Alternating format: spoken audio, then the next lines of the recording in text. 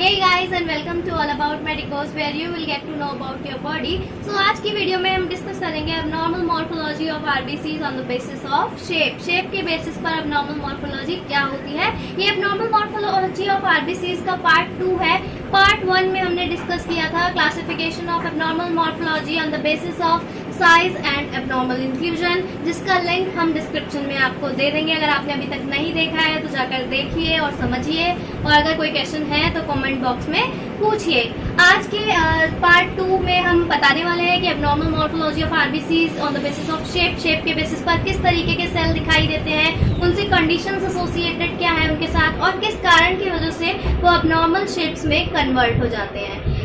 So before starting the video, I would like to say if you haven't subscribed to our channel All About Medicos, please subscribe.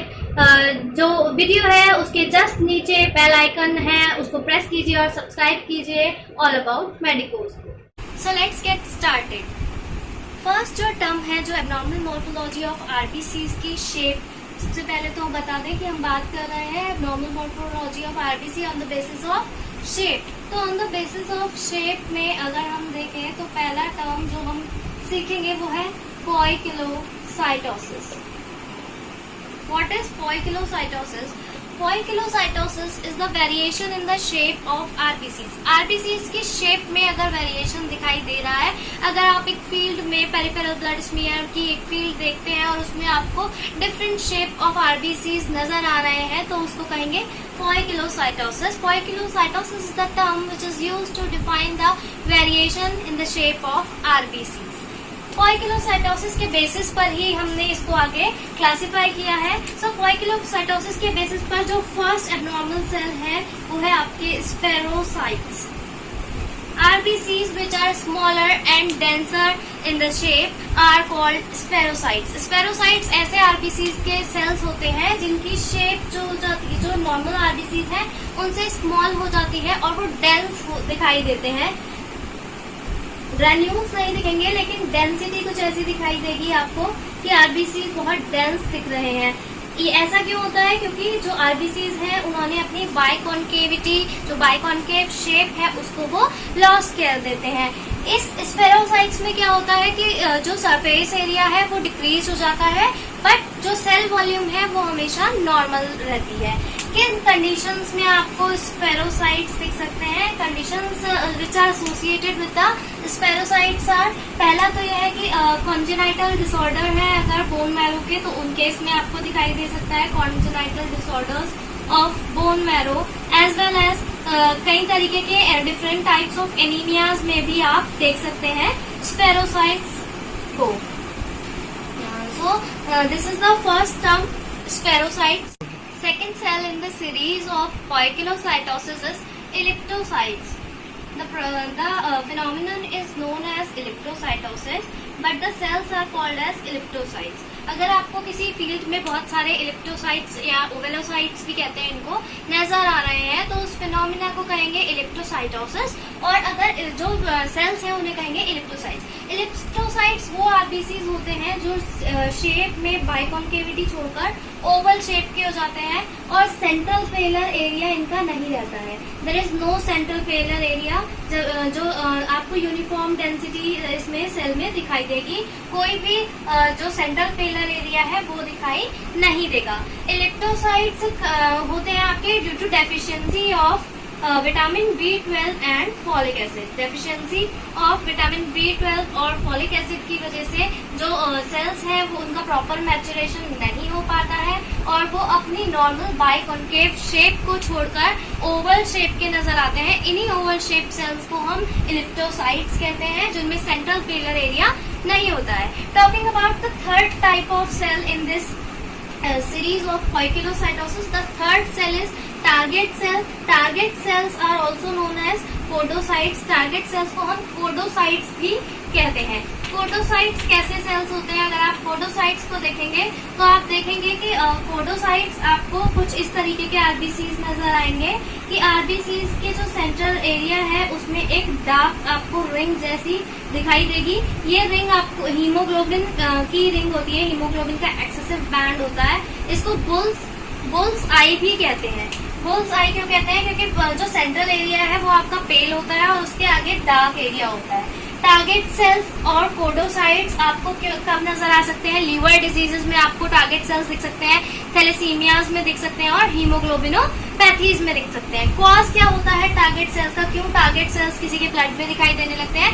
कि जो relative membrane है उसका disorder हो जाता है, relative access membrane हो जाती है, या तो आरबीसी का सरफेस एरिया इंक्रीज हो जाता है, या फिर जो हीमोग्लोबिन कंटेंट है वो डिक्रीज हो जाए, उस वजह से जो रिलेटिव एक्सेस मेम्ब्रेन हो जाती है और टारगेट जो आरबीसीज है वो नॉर्मल शेप के ना दिख के आपको टारगेट सेल्स की तरह दिखाई देने लगते हैं। सो ये 3 तरीके के सेल्स के बारे में हमने डिस्कस किया है। अभी नेक्स्ट हम डिस्कस करते हैं दूसरे सेल्स के बारे में।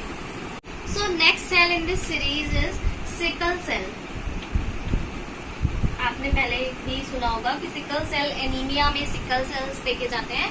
सो सिकल सेल्स में क्या होता है कि जो आरबीसी की नॉर्मल शेप होती है बाइकॉन्केव डिस्क शेप, तो आरबीसी बाइकॉन्केव डिस्क शेप की जगह आपको क्रीसेंट मून शेप या फिर हाफ मून शेप्ड का दिखाई देता है, लाइक दिस क्रीसेंट मून या फिर हाफ मून शेप आपको आरबीसीज हो जाते हैं। अगर किसी की ब्लड फिल्म में ऐसे आपको आरबीसीज नजर आ रहे हैं तो आप इनको कह सकते हैं कि ये सिकल सेल्स है।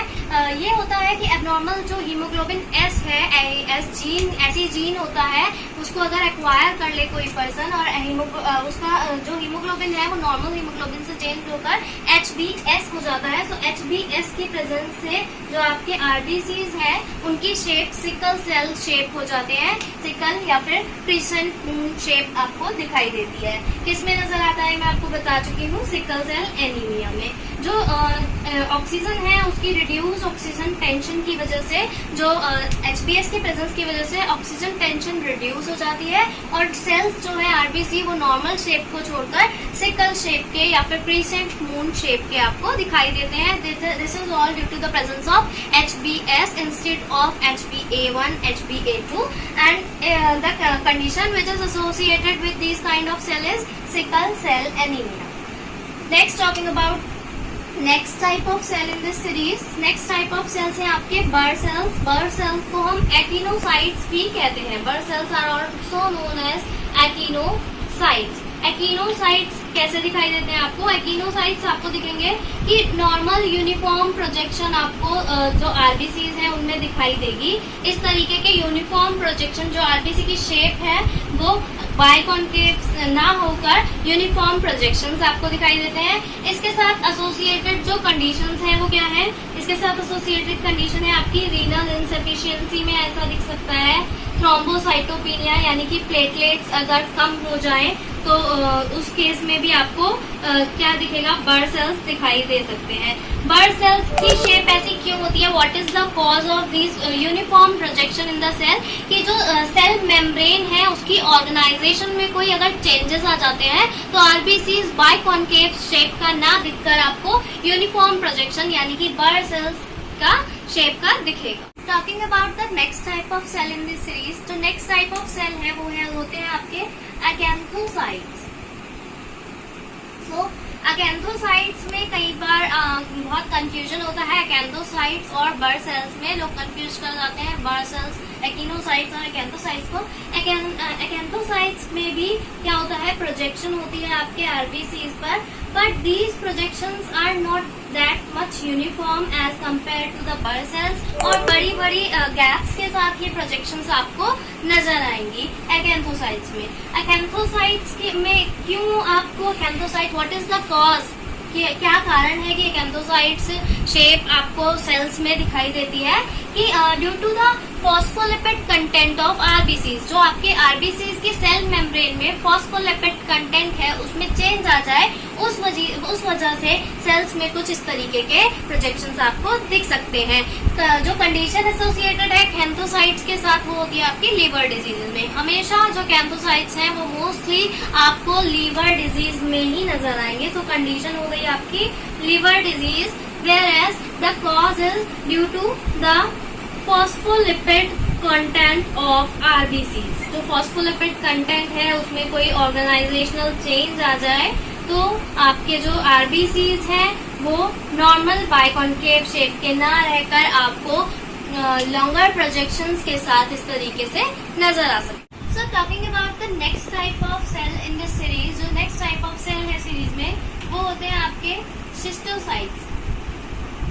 शिस्टोसाइट्स क्या होते हैं? Schistocytes are generally fragments of RBC. Schistocytes RBC के ही फ्रैगमेंट्स होते हैं जो डिफरेंट टाइप ऑफ शेप्स को कैरी कर सकते हैं, जैसे कि वो आपको ट्रायंगल शेप के नजर आ सकते हैं, हेलमेट शेप के आपको नजर आ सकते हैं, या फिर कोई भी डिफरेंट टाइप की इस तरीके से फ्रैगमेंट्स की तरह नजर आ सकते हैं। So these are all types of schistocytes. Schistocytes का कॉज क्या होता है? कॉज ऑफ शिस्टोसाइट इज ये आपको कोई भी अगर टॉक्सिक इंजरी या फिर मेटाबॉलिक इंजरी होती है सेल में, तो उस वजह से सेल क्या कर सकते हैं, अपनी नॉर्मल शेप को छोड़कर फ्रैगमेंट शेप में कन्वर्ट हो सकते हैं। किन चीजों में, किन कंडीशंस में ये नजर आ सकते हैं? So the conditions associated with schistocytosis, ये आपको रीनल इंसफिशिएंसी में भी देख सकते हैं, जहाँ पर जो किडनी है उसका जो नॉर्मल फंक्शन है वो ना कर पाए किडनी, तो रीनल इंसफिशिएंसी में भी आपको नजर आ सकते हैं। As well as metabolic disorders जहाँ पर होते हैं उसमें भी, और मेटल पॉइजनिंग में भी आपको शिस्टोसाइट्स नजर आ सकते हैं। So this is the condition associated, this is the cause of seeing schistocyte in the peripheral blood smear. क्या है? टॉक्सिक इंजरी या फिर मेटाबॉलिक इंजरी की वजह से जो सेल्स हैं वो नॉर्मल शेप को छोड़कर आपके ट्रायंगुलर, हेलमेट शेप या फिर फ्रैगमेंट शेप के नजर आ सकते हैं। इसी को शिस्टोसाइट्स कहते हैं। नेक्स्ट टाइप ऑफ सेल्स की बात करें तो वो है आपके टीयर ड्रॉप सेल्स, जिनको कि हम डेक्रोसाइट्स भी कहते हैं। Tear drop cells are also known as dacrocytes. Dacrocytes की शेप आपको टीयर ड्रॉप की तरह ही नजर आएगी कुछ इस तरीके से। अगर इस तरीके के सेल्स आपको दिखाई देते हैं तो आप कह सकते हैं कि ये टीयर ड्रॉप सेल्स हैं। इसमें क्या होता है, ये किन कंडीशंस में आपको नजर आते हैं? एक तो माइलोफाइब्रोसिस में आपको दिख सकते हैं। जो कंडीशन है टीयर ड्रॉपलेट सेल की वो है माइलोफाइब्रोसिस, या फिर आपकी बोन मैरो फाइब्रोसिस में भी आपको टीयर ड्रॉपलेट सेल्स दिखाई दे सकते हैं। What is the cause behind seeing tear droplet cell? क्या कारण है जिसकी वजह से आरबीसी टीयर ड्रॉप में कन्वर्ट हो जाते हैं? कि जो आपके आरबीसीज हैं उनमें लार्ज इंक्लूजन माइक्रो सर्कुलेशन में दिखने लगती है। अगर आरबीसीज में लार्ज इंक्लूजन दिख रही है माइक्रो सर्कुलेशन में, large inclusion in micro circulation, तो आप कह सकते हैं कि सेल्स जो है आपके आरबीसी वो कन्वर्ट हो जाएंगे टीयर ड्रॉपलेट सेल में। कारण जो कंडीशन एसोसिएटेड है टीयर ड्रॉपलेट सेल मोस्टली आपके माइलोफाइब्रोसिस और बोन मैरो फाइब्रोसिस में ही दिखाई दे सकते हैं। So this is generally the classification on the basis of shape. Poikilocytosis के बेस पर हमने डिफरेंट टाइप्स ऑफ सेल्स को पढ़ा, उनका कॉज क्या होता है उसको पढ़ा, और क्या कंडीशंस उनके साथ एसोसिएटेड होती है। Hope you like this video.